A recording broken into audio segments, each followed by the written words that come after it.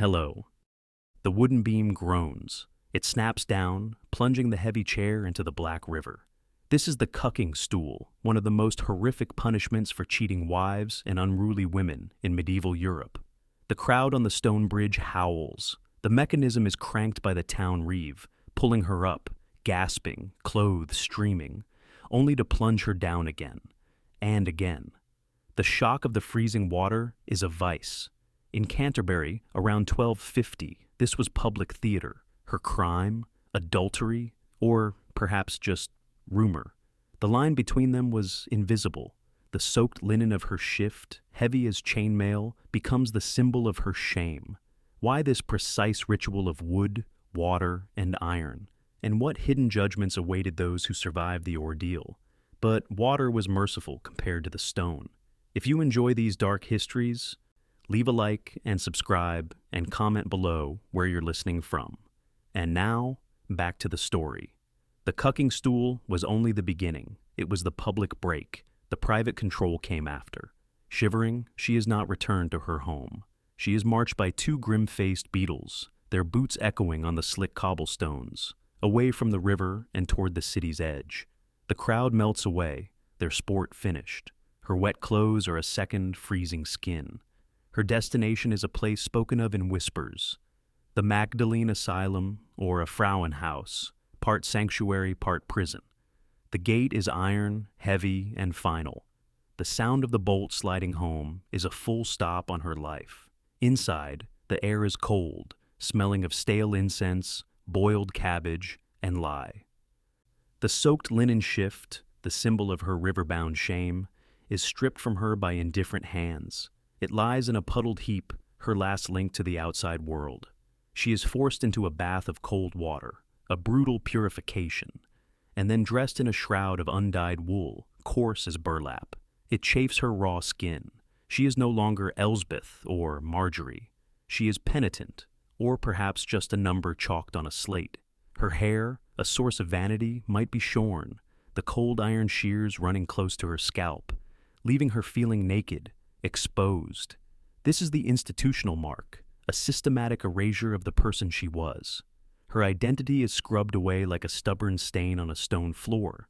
The abbess, or the matron, offers the mercy. She was spared the stake. In parts of 14th century Germany, adultery was a capital crime, punishable by fire. She was spared being buried alive, a punishment recorded in some local laws. Her mercy is a lifetime of silent labor, spinning thread until her fingers bleed, scrubbing floors on her knees, and endless droning prayer in a chapel colder than the river. The price for her life was her life.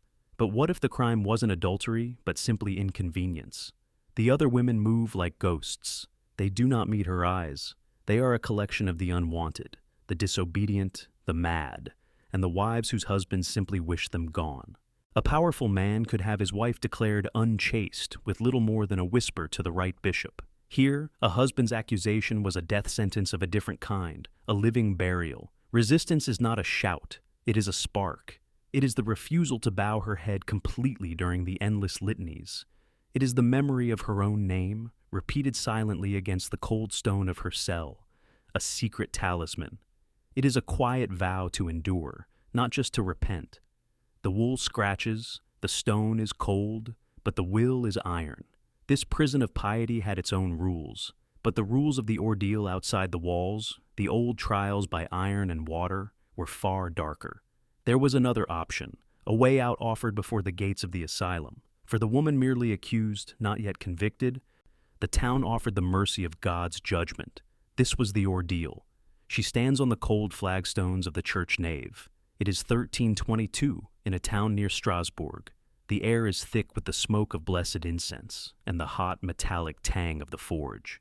A priest holds a 9-inch bar of iron, glowing orange, in a pair of tongs. This is the judicium feri candentis, the trial by hot iron.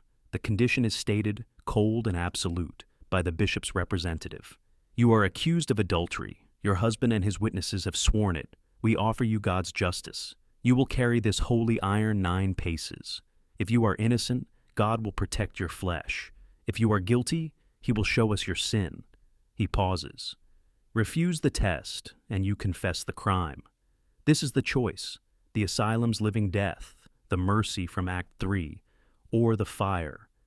She looks at the glowing bar, the heat visible in the warped air around it. She looks at her husband, standing near the font, his face impassive. She looks at the priest. No. The word is small, but it stops the ceremony. It is a grain of sand in the gears of their justice. The priest steps forward, his voice softer now. This is the soft pressure. My child, do not be rash.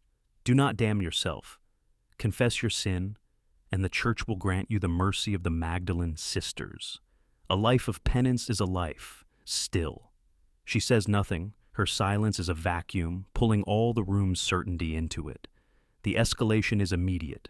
She is not released. She is taken from the church and locked in the carcer, a stone cell beneath the town hall, reserved for the uncooperative. The law dictates 3 days of deprivation, 1 loaf of barley bread, 1 cup of water. The darkness is total, broken only when the slat slides back to pass in her meager food. The cold of the stone floor leaches the warmth from her body. The silence is absolute, designed to make the mind turn inward, to break itself, to see the hot iron as a welcome, purifying light. But the cold and the silence become her armor. The thing meant to break her forges her.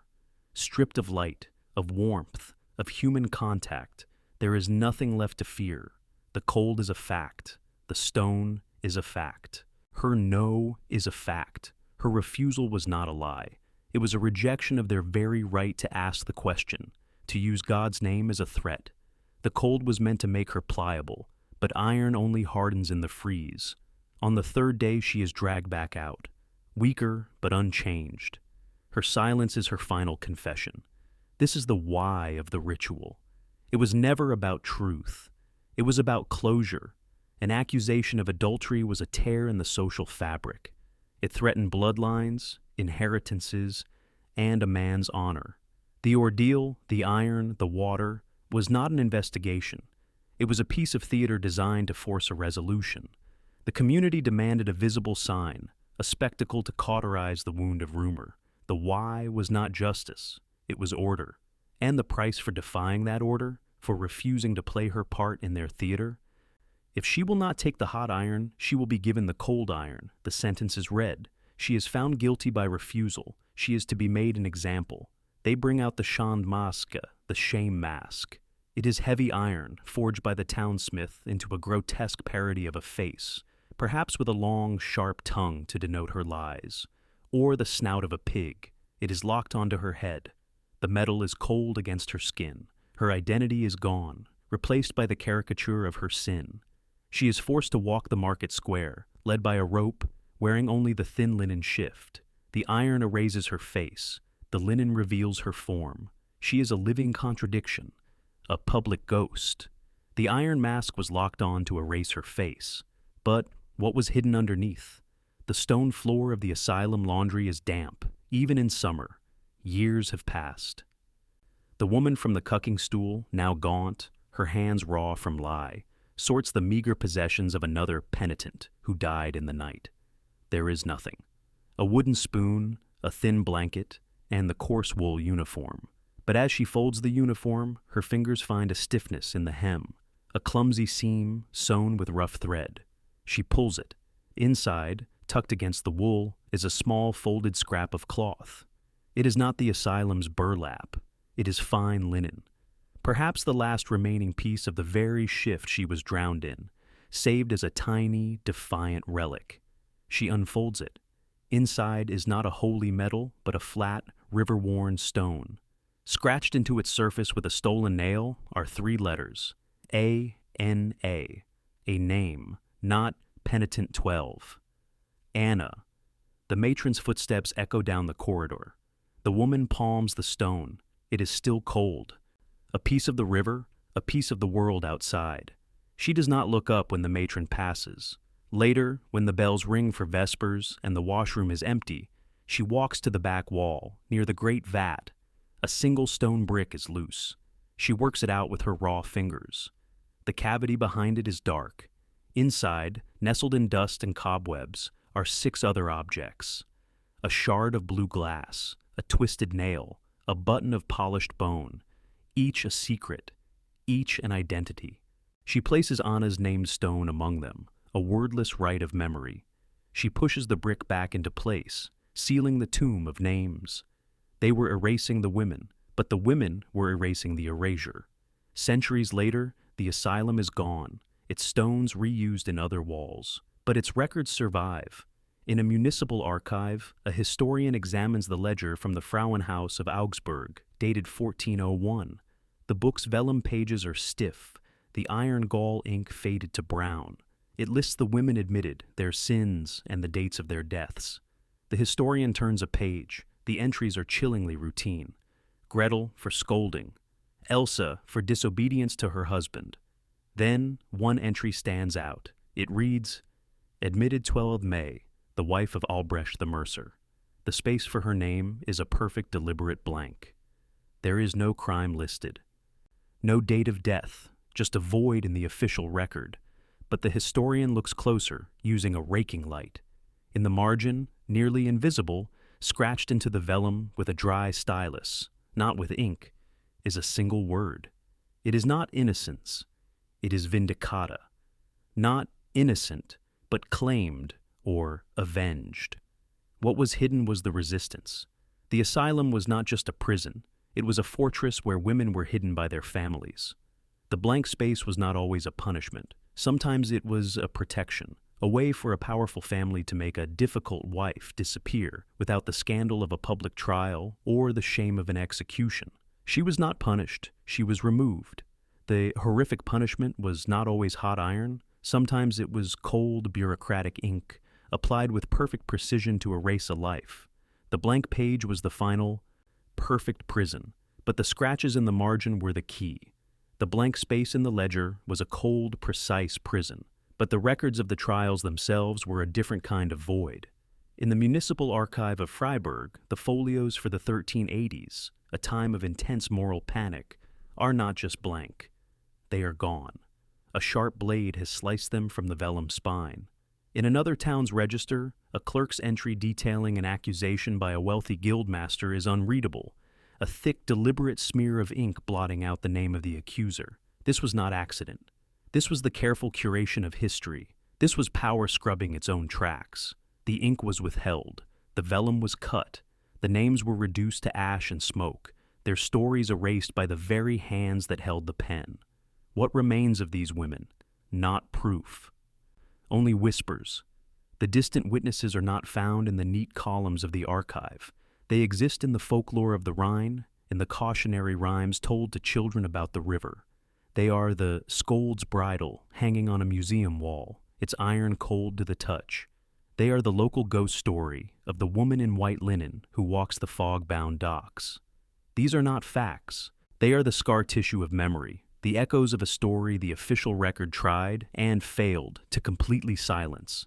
We are back on the stone bridge. It is dusk. The crowd is gone, centuries gone. The river is black, moving sluggishly. The mechanism of the cucking stool, or its descendant, is still there, chained and locked. It is a curiosity. A cold wind moves across the water. The wooden beam groans. It is the same sound from the beginning, but it is not the sound of a spectacle. It is the sound of a story being broken, of a life being plunged into the cold, anonymous water. The machine was never built to find truth.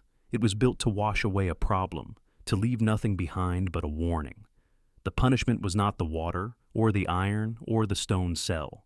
The punishment was the forgetting. Subscribe, hit the bell, and like. The stone remembers what the ink was forced to forget. Bye-bye.